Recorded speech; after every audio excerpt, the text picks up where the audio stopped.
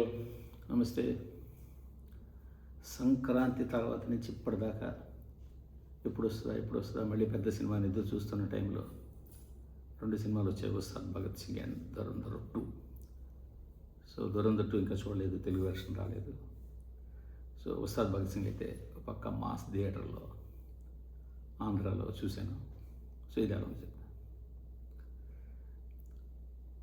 ఉస్తాద్ భగత్ సింగ్ చూసిన తర్వాత నాకు కొంచెం బాధ అనిపించింది. ఎందుకంటే దర్శకుడు హరీష్ శంకర్ రాసుకున్న మంచి మాటలు,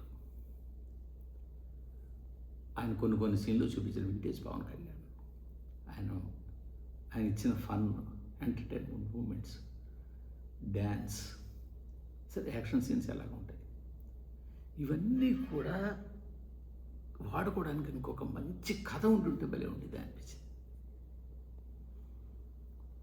నాకు సినిమా చూడగానే ఫస్ట్ అనిపించింది 2 పాయింట్లు. ఒకటి, హరీష్ శంకర్ భలే మాటలు రాసుకున్నాడే, ఈ సీను ఆ సీన్ అని లేదు, ప్రతి సీన్కి తగినట్టు మంచి మాటలు రాసుకున్నారు.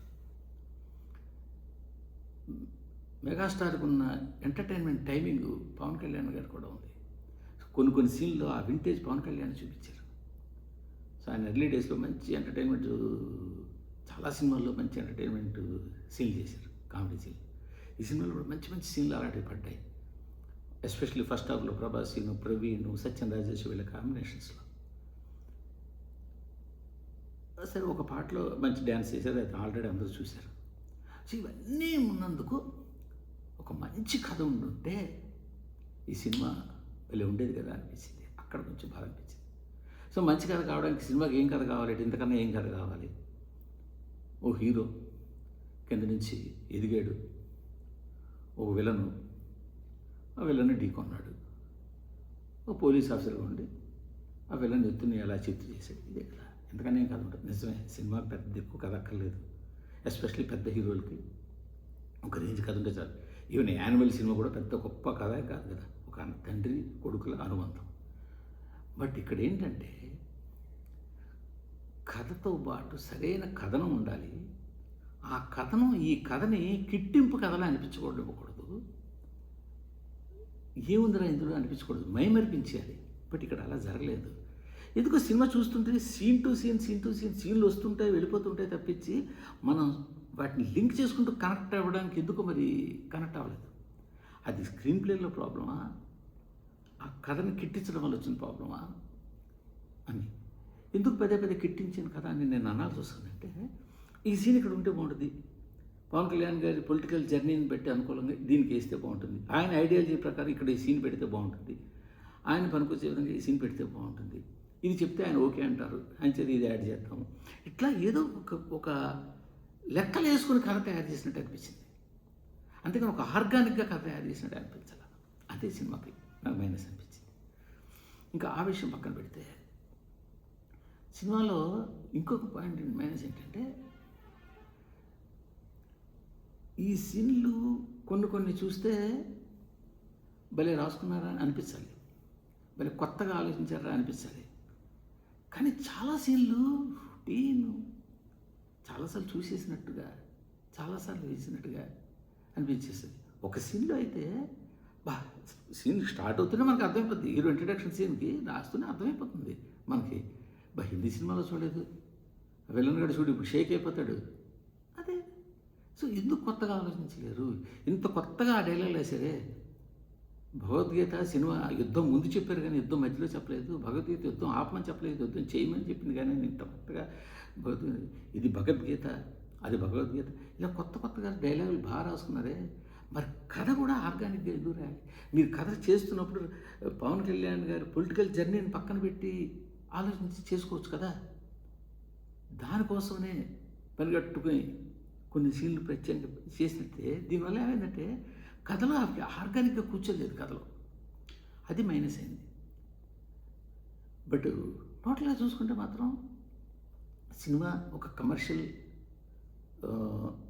ఫ్రేమ్లోకి వచ్చిన సినిమాగా చూసుకుంటే ఫ్యాన్స్ వరకు సాటిస్ఫాక్షన్ ఉంటుంది. కొంతవరకు ఫ్యాన్స్ 100% సాటిస్ఫై అవుతారు నేను చెప్పలేను, కానీ ఫ్యాన్స్ చాలా వరకు సాటిస్ఫై అవుతారు. ఎందుకంటే వింటేజ్ పవన్ కళ్యాణ్ గారు, ఆయన డ్యాన్స్, ఆయన ఫైట్లు, యాక్షన్, ఎలివేషన్ ఇవన్నీ ఉన్నాయి కాబట్టి కొంత. బట్ రెగ్యులర్ సినిమా ఫ్యాన్స్కి మాత్రం ఈ సినిమా సాటిస్ఫాక్షన్ ఇస్తుందా అంటే మరి నేను నో అని చెప్పాల్సి ఉంటుంది. ఇంకో విషయం ఏంటంటే తమన్ గారు ఈ మధ్యన కంటిన్యూగా ఒకటే టైప్ ఆఫ్ లౌడ్ ఒక స్టైల్ని పెట్టుకుని ఆ స్టైల్లోనే మ్యూజిక్ కొట్టుకుని, అది అఖండ అయినా ఓజీ అయినా ఇదైనా కూడా వెనకాల నుంచి ఎవరో ఏవో ఒక అరుపులు కేకల్లాగా రన్ అవుతుంటాయి, దాంతో స్కోర్ కలుస్తుంటుంది దా డా డా డా డా అని చెప్పేసి అది కొంచెం సీన్లు డిస్ట్రాక్ట్ చేస్తుందేమో కొంచెం గమనించుకోవాలి. కొన్నిసార్లు ఆ సీన్లు బాగుంటాయి కానీ అన్ని త్రోట్ మూవీ అదే ఉంటే సౌండ్ ఉంటే మైండ్ డిస్ట్రాక్ట్ అవుతుందేమో అనిపించింది నాకు. మరి అది కరెక్ట్ కాదో నా ఒపీనియన్ నేను చెప్పాను. దానివల్ల కూడా సినిమా అయినా కొంచెం డిస్టర్బ్ అయిందేమో నాకు అనిపించింది. సినిమాని లేవాల్సిన సినిమాని కూడా ఒక్కొక్కసారి అలా జరుగుతుంటుంది. బట్ టోటల్గా సినిమా అయితే ఎత్తుగడ దగ్గర నుంచి ఇంటర్వెల్ దాకా కొంచెం పర్వాలేదు. అక్కడక్కడ ఫన్ సీన్లు ఉన్నాయి, అక్కడక్కడ ఉన్నాయి, పెద్ద విజువల్ మూమెంట్ లేవు, అలా నీరసం లేదు, అలా వెళ్ళిపోయింది. సో ఇంటర్వెల్ బ్యాంక్ తర్వాత హీరోయిన్ ట్రాక్ వచ్చింది. హీరోయిన్ ట్రాక్ ఏమీ పెద్ద అట్రాక్టివ్గా అనిపించలేదు, మరీ రొటీన్గా అనిపించింది. హీరోయిన్ ట్రాక్ అయిపోయిన తర్వాత నుంచి సినిమా అంటే సెకండ్ హాఫ్లో బిఫోర్ క్లైమాక్స్ నుంచి క్లైమాక్స్ వరకు సినిమా సాటిస్ఫాక్టరీ లెవెల్లోనే ఉంటుంది. సో అక్కడ కొన్ని డైలాగులు కానీ కొన్ని పవర్ఫుల్ డైలాగులు కానీ అక్కడ కూడా మంచి మంచి డైలాగులు కానీ యాక్షన్ సీన్లు కానీ బాగా పడ్డాయి. అంతవరకు బాగుంది. బట్ కొంచెం హరీష్ శంకర్ గారు నాకు ఎందుకు అనిపించింది ఏంటంటే కేవలం పవన్ కళ్యాణ్ గారిని పవర్ స్టార్గా మాత్రమే చూస్తూ కథ రాసి ఉంటుంటే, కేవలం పవర్ స్టార్గానే హైప్ చేసి ఉంటూ సీన్లు రాసుకొని అవి వాటి మీద దృష్టి పెట్టుంటే ఈ సినిమా ఇంకా బాగుండేదేమో అనిపించింది. ఎందుకు పొలిటికల్గా చేయకుంటే పొలిటికల్గా అనేసరికి మనకేమవుతుందంటే ఇదైపోతుంది. ఏంటి ఇది ఈ సీన్ అందుకోసం రాశారా, ఈ సీన్ ఇందుకోసం పెట్టుంటారు, ఈ సీన్ ఇందుకోసం అని చెప్పేసి మన మైండ్ కొంచెం డైవర్ట్ అవ్వడానికి ఛాన్స్ ఉంటుంది. ఇది కేవలం ఆయన కోసం అని చెప్పి రాశారా, ఇది ఆయన కోసం రాశారా అని తెలిసిపోతుంటుంది. తెలిసిపోయినప్పుడు మనం అందులో ఇన్వాల్వ్ అవ్వలేం కథలో. బట్ కేవలం హీరోని ఇన్వైట్ చేసి చేస్తే మనం పవన్ కళ్యాణ్ సినిమా చూస్తున్నాం మనకు తెలుసు. సో పవన్ కళ్యాణ్ కోసం సినిమా చూస్తున్నాం, పవన్ కళ్యాణ్ గారి సినిమా చూస్తున్నాం కాబట్టి ఆయన ఇన్వైట్ చేసినా మనం దాంట్లో ఇన్వాల్వ్ అవుతాం. దానికి దీనికి చిన్న లైన్ గ్యాప్ ఉంది, ఆ గ్యాప్ గమనించుకోవాలి. ఇక్కడ ఈ సినిమాకి మైనస్ అదైంది. శ్రీలీల అసలు అయితే ఆవిడ యాక్షను ఏంటో మరి ఇంకా అలాగే యాక్ట్ చేస్తారు ఏంటో నాకేమీ పెద్దగా నచ్చలేదు. రాశి కన్నా కూడా పెద్ద గొప్పగా ఏం చేయలేదు. రావు రమేష్ ఓకే, సినిమాలో ఒక 2 ట్విస్టులు ఉన్నాయి, బాగుంది, మంచి ట్విస్టులు పెట్టారు. కొన్ని పవర్ఫుల్ దేశభక్తి డైలాగులు ఉన్నాయి, అవి కూడా బాగున్నాయి. దీనికి సరైన కథ అయితే పడలేదు. కథకి మైనస్ మార్కులు, కథనానికి యావరేజ్ మార్కులు, డైలాగులకి పవన్ కళ్యాణ్ గారికి మిగతా ఆ గ్రాండియర్కి వాల్యూస్, ప్రొడక్షన్ వాల్యూస్ అన్నిటికీ మటుకు మంచి మార్కులు పడతాయి. సో ఇవన్నీ కలిపితే సినిమా యావరేజ్ పాస్. ఫ్యాన్స్ వరకు సూపర్, రెగ్యులర్ సినిమా వరకు ఓకే. బట్ సినిమా లవర్స్ ఉంటారు, ఇప్పుడు కొత్త సినిమాలు ఎన్నో వస్తున్నాయి చూడండి, దూరం వస్తుంటే అలాగా ఊగిపోతున్నారు, అలాంటి వాళ్ళకి మాత్రం ఈ సినిమా నచ్చదు. సో రివ్యూ ముగించే ముందు ఒక విషయం అంతా క్లారిటీగా చెప్తున్నాను.